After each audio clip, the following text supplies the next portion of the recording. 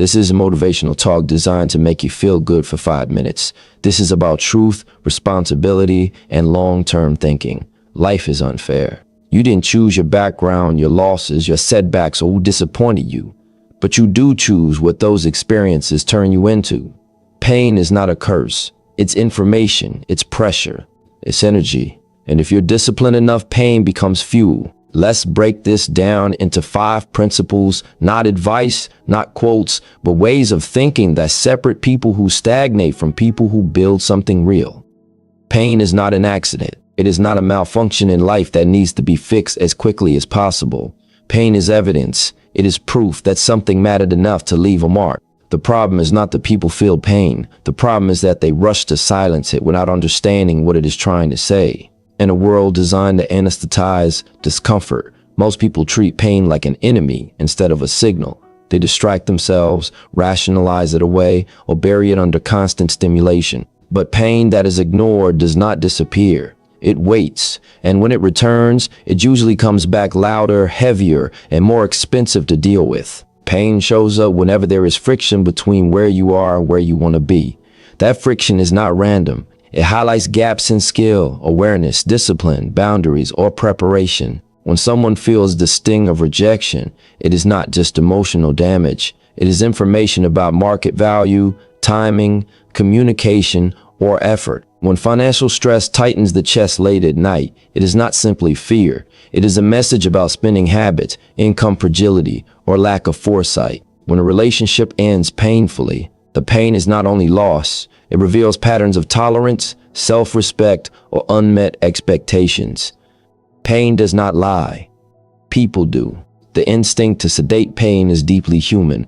After a long day of feeling inadequate, scrolling endlessly feels easier than confronting why progress is slow. After a failure, blaming circumstances feels safer than examining personal responsibility. After disappointment, numbing yourself with noise feels kinder than sitting alone with the truth. These responses offer short-term relief, but they come with a cost. The cost is clarity. When pain is numbed too quickly, the lesson embedded inside it is lost. And when lessons are lost, they repeat themselves, usually in a harsher form. There's a quiet difference between people who grow steadily over time and people who stay stuck while remaining busy. The difference is not intelligence or luck. It is tolerance for discomfort without escape.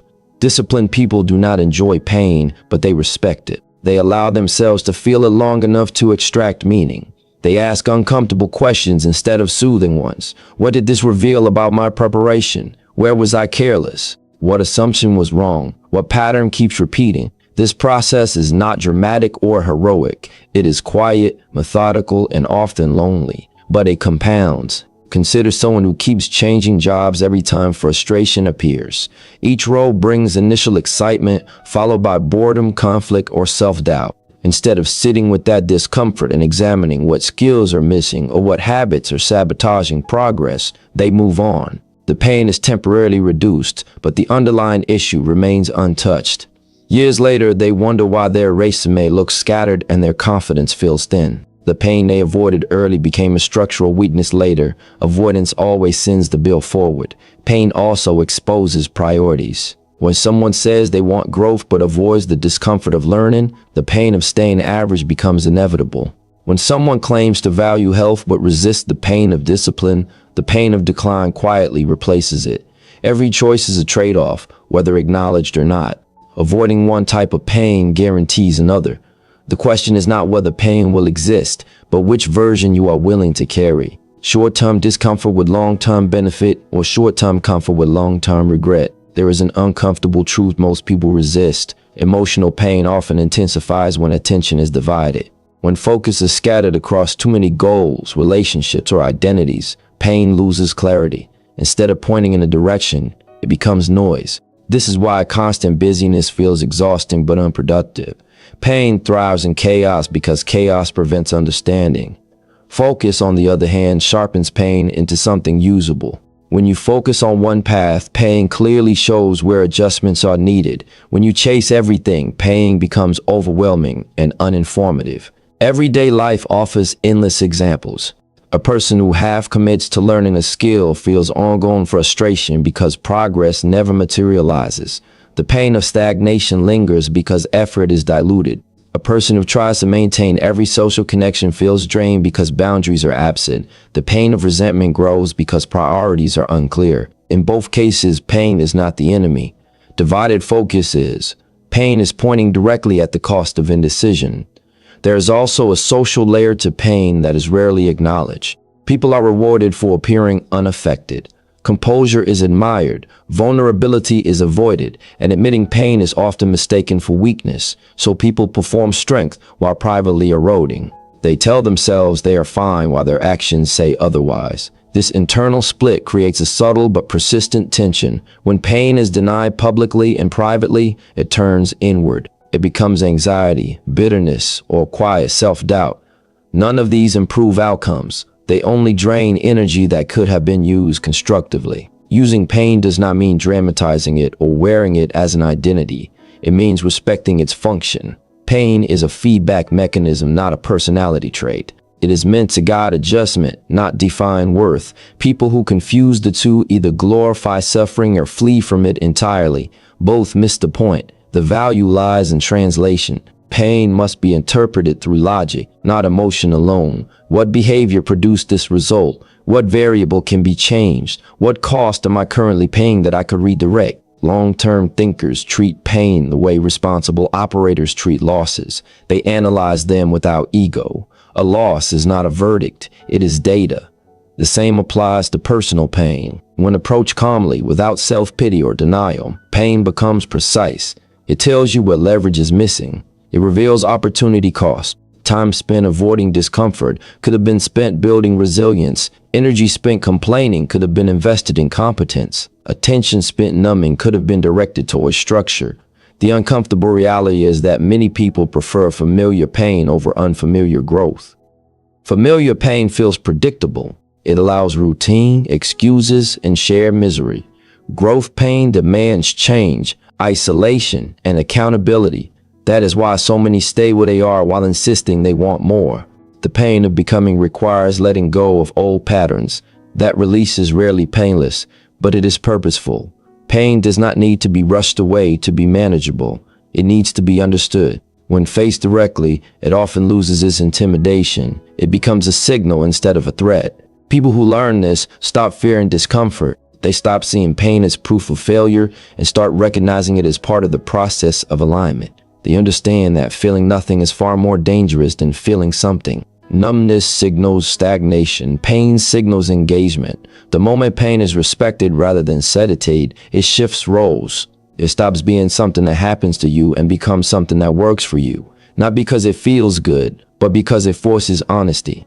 And honesty, though uncomfortable, is one of the most valuable assets a person can develop over time. Pain by itself does not create progress. It creates pressure. What that pressure turns into depends entirely on whether structure is present.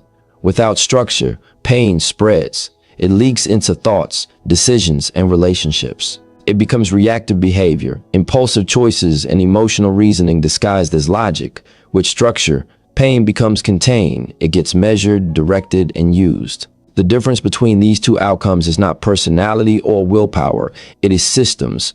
People who rely on emotion to carry them through pain eventually collapse under it. People who rely on structure outlast it. When pain enters your life, the instinct is to respond emotionally.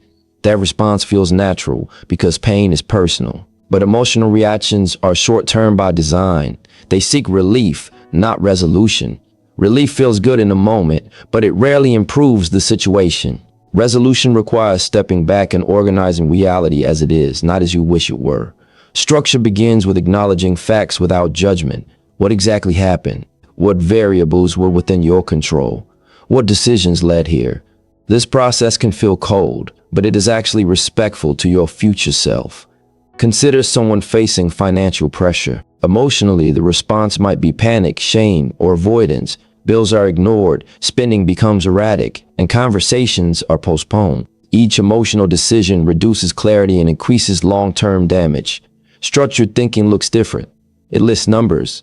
It tracks inflows and outflows. It cuts unnecessary expenses without drama. It accepts temporary discomfort to avoid permanent instability. The pain does not disappear, but it stops dictating behavior. The outcome changes because the response changed. Structure does not eliminate pain, it gives it boundaries. Boundaries prevent pain from contaminating unrelated areas of life. Without boundaries, someone struggling at work brings that frustration home, damages relationships, and then feels even more pain from isolation. Without structure, pain multiplies itself. With structure, pain stays in its lane. It becomes a specific problem to solve instead of a general state of being. This containment is one of the most underrated skills in adulthood. Many people confuse intensity with effectiveness. They believe that feeling something deeply is the same as handling it properly. It is not. Deep emotion without structure leads to overcorrection. One bad experience causes drastic decisions. One failure triggers abandonment of a long-term plan. One conflict leads to burning bridges that took years to build. Structured pain moves slower. It resists dramatic shifts. It favors consistency over catharsis. That patience often feels unsatisfying in the moment, but it protects long-term outcomes. Every meaningful pursuit requires enduring periods where effort and reward are misaligned. Structure is what allows you to survive those gaps. When progress is invisible, emotion will tell you to quit. Structure will tell you to check your process.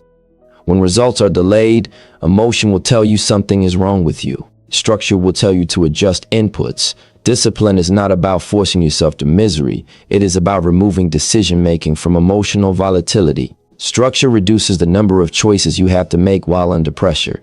Fewer choices mean fewer mistakes. Look at how people approach self-improvement. Many start with enthusiasm fueled by emotion. They change everything at once. New routines, new goals, new identities. When the initial excitement fades, so does consistency. Pain returns, now compounded by disappointment. Structured improvement looked boring by comparison. Small routines, measurable actions, realistic timelines. The pain of slow progress is accepted because the system is trusted. Over time, results accumulate quietly while others wonder how it happened. Pain also exposes the cost of disorganization. When priorities are unclear, pain pulls attention in every direction. Someone trying to advance professionally while maintaining every social obligation feels constant exhaustion. The pain is misattributed to lack of motivation when the real issue is lack of prioritization. Structure forces trade-offs into the open. It makes you confront opportunity cost. Saying yes to everything means saying no to depth. Avoiding that truth keeps pain alive. In relationships, unstructured pain leads to repeated conflicts with no resolution. The same arguments resurface because nothing changes beneath the surface. Structured pain leads to boundaries, expectations, and sometimes distance. Those choices can hurt, but they prevent long-term erosion. Structure is not cruelty, it is clarity. It protects both parties from prolonged confusion. There is a reason disciplined environments produce consistent outcomes. They reduce randomness. Structure limits the influence of mood, impulse, and fear. This is especially important when ambition is involved. Ambition without structure becomes anxiety. Big goals magnify pain because the stakes feel higher. Without systems, pressure overwhelms. With systems, pressure becomes manageable. You stop reacting to each fluctuation and start trusting the process. A quiet but important shift happens when someone commits to structure under pain. They stop seeking sympathy and start seeking solutions. This does not mean suppressing emotion. It means not allowing emotion to run operations. Feelings are acknowledged, then placed in context. Decisions are made based on long-term impact, not immediate comfort. This approach often feels lonely because it lacks drama. There is no audience for disciplined suffering. But loneliness is often the price of stability. People often say they want peace, but what they actually want is relief. Peace comes from predictability and alignment. Structure creates both. It aligns actions with values and makes outcomes more predictable. Relief is temporary and usually requires avoidance. Avoidance always creates future pain. Structure pulls pain forward, deals with it directly, and prevents it from compounding. There is also a subtle confidence that develops when you repeatedly respond to pain with structure. You begin to trust yourself, not because you feel strong, but because you know you will act responsibly even when you feel weak. That trust reduces fear. When fear decreases, focus improves. When focus improves, effort becomes more efficient. Efficiency compounds over time into results that look effortless from the outside. The uncomfortable truth is that structure often feels restrictive at first. It limits freedom in the short term. But that limitation is strategic. By narrowing choices now, you expand options later. Pain handled emotionally shrinks future possibilities. Pain handled structurally protects them. This trade-off is rarely discussed, but it defines trajectories. In everyday life, this shows up in small decisions, going to sleep on time instead of escaping into distraction, having difficult conversations instead of avoiding them, tracking habits instead of trusting motivation. None of these feel inspiring in the moment. They feel restrictive, but over time they reduce chaos. Reduced chaos lowers baseline pain. Lower baseline pain increases capacity for ambition.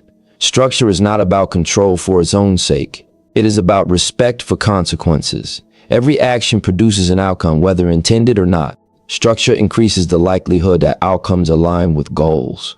When pain is filtered through structure, it becomes a guide rather than a threat. It stops demanding emotional reactions and starts inviting deliberate responses. That shift changes not only what you endure, but what you build. Not all pain comes from failure, loss, or external hardship.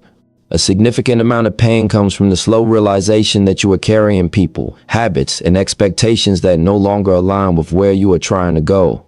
This kind of pain is quieter and more confusing than obvious struggle.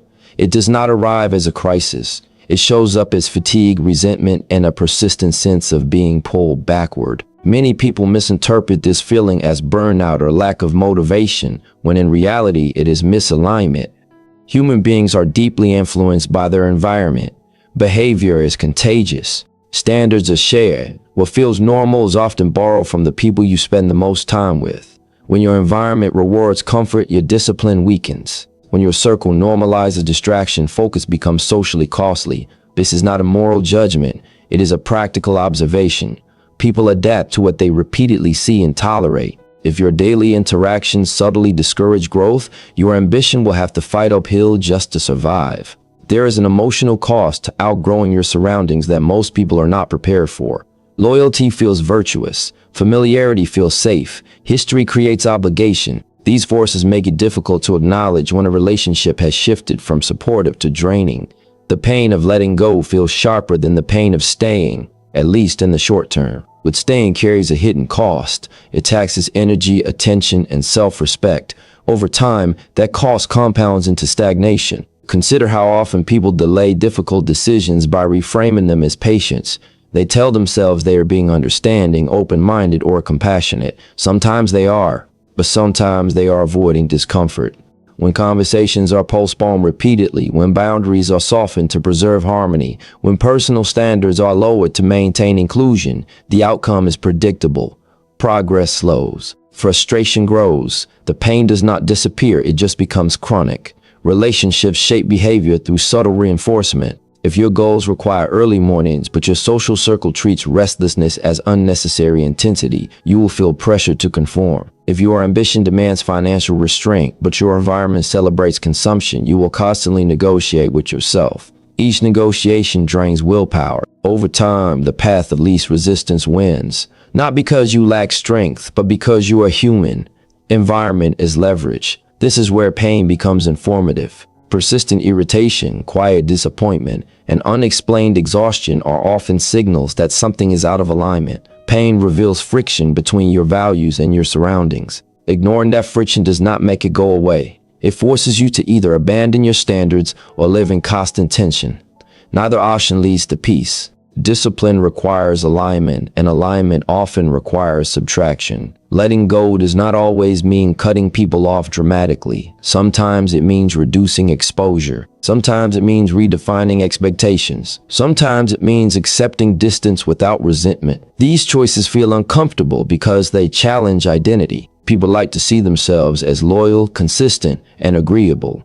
Changing relational patterns threatens that self-image, but growth demands honest evaluation. Loyalty to others should not require betrayal of yourself. The trade-off is rarely framed clearly. On one side is the discomfort of transition, awkward conversations, misunderstood intentions, loneliness. On the other side is the discomfort of stagnation, watching time pass, feeling potential decay, living with quiet regret. One pain is acute and finite. The other is chronic and cumulative. Most people choose the second because it feels familiar. Familiar pain feels safer than unfamiliar growth. Every long-term outcome is shaped by who has access to your attention. Attention is a finite resource. Where it goes determines what grows. If a significant portion of your attention is spent managing other people's expectations, emotions, or insecurities, less remains for your own development. This is not selfishness, it is arithmetic. Energy spent compensating for misalignment is energy not invested in building something meaningful. There is also a psychological aspect to carrying incompatible relationships. It creates cognitive dissonance. You say you want one life but live another. This split erodes confidence. Over time, you begin to doubt your own judgment. The pain you feel is not just from others. It is from betraying your own clarity. Self-respect weakens not through big failures, but through small compromises repeated over time. People often underestimate how much social context influences discipline. Discipline thrives in environments where effort is respected and consistency is normal. It struggles in environments where shortcuts are praised and excuses are validated. This does not mean surrounding yourself only with ambitious people. It means being honest about influence. If someone consistently undermines your focus, their presence has a cost, regardless of intent. There is a quiet fear beneath many stalled lives, the fear of being alone. Humans are wired for connection. That wiring can override long-term thinking. People tolerate misalignment because isolation feels like failure. But solitude and loneliness are not the same. Solitude can be strategic. It creates space for recalibration. Loneliness can be temporary. Stagnation lasts much longer. When you begin to realign your environment, the initial pain can feel like loss. But something else happens beneath the surface. Mental noise reduces. Decisions become clearer. Energy stabilizes. Focus returns. You realize how much effort was being spent maintaining dynamics that did not support your future. That reclaimed energy does not announce itself loudly, but it changes behavior. Consistency improves. Discipline feels less forced. Ambition feels more natural. This process also reveals an uncomfortable truth. Not everyone is meant to come with you. Paths diverge. Timelines differ. This is not a failure of character. It is a function of direction. Forcing alignment where it no longer exists creates friction for everyone involved. Accepting divergence with maturity reduces long-term resentment. Pain in this context is not punishment. It is guidance. It points toward necessary change. When listened to, it prevents deeper regret. When ignored, it quietly sabotages outcomes. The people, habits, and commitments you carry shape your ceiling. Letting go is not about rejecting others. It is about choosing a future that does not require constant compromise of your values. Misplaced focus rarely announces itself as a mistake. It feels reasonable. It feels kind. It feels loyal. Only later does its cost become visible. By the time the damage is clear, years may have passed. Pain shows up early as a warning. It asks for courage, not justification. The willingness to respond to that signal is one of the most decisive factors in whether a person grows intentionally or drifts indefinitely. Pain is temporary, but regret is permanent. That statement is not a platitude, it is arithmetic. Pain, by definition, is a current state. It exists in a moment, a day, a week, or perhaps a season of effort or struggle. Regret, on the other hand, compounds quietly over years, often decades. People underestimate how much their choices now will echo into a future they cannot yet see. They assume that discomfort is the worst possible outcome and fail to calculate the true cost of inaction. This failure quietly shapes lives, careers, and relationships, not through catastrophe, but through accumulation. People avoid short-term pain whenever possible because it is immediate and tangible. A late night studying or working feels uncomfortable. A tough conversation feels awkward. Sacrificing social time or entertainment feels lonely. Discomfort triggers instinctive avoidance. It has done so for thousands of years in the name of survival. The problem is that modern life rewards long-term consistency and delayed gratification far more than it rewards short-term comfort. Every time someone chooses comfort over challenge, they are effectively trading future freedom for temporary ease. The opportunity cost is rarely obvious until much later. Consider financial decisions. A person may feel stress saving, budgeting, or investing, while peers spend freely. The discomfort is acute and visible, limiting enjoyment today, denying small pleasures. But the alternative spending without discipline produces hidden, persistent pain, mounting debt, lost opportunity, diminished options. The regret does not arrive immediately. It accumulates silently, until it surfaces in adulthood as limitations that could have been avoided. Pain from disciplined choices is finite. Regret from inaction is enduring. The math is simple. Emotion is misleading. The same principle applies to personal growth. Learning a difficult skill, improving health, or developing emotional intelligence demands enduring effort with little immediate reward. The body resists the extra reps, the brain resists the new knowledge, the ego resists admitting mistakes. Discomfort is obvious, and that visibility triggers avoidance. Meanwhile, those who refuse to work under the guise of comfort or patience are quietly accumulating gaps in competence, credibility, and confidence. Those gaps rarely appear overnight. They compound until opportunities pass, networks stagnate, and self-respect erodes. The pain of effort fades quickly. The regret of neglect lingers permanently. There is a psychological mechanism at play as well. Humans discount the future in favor of the present.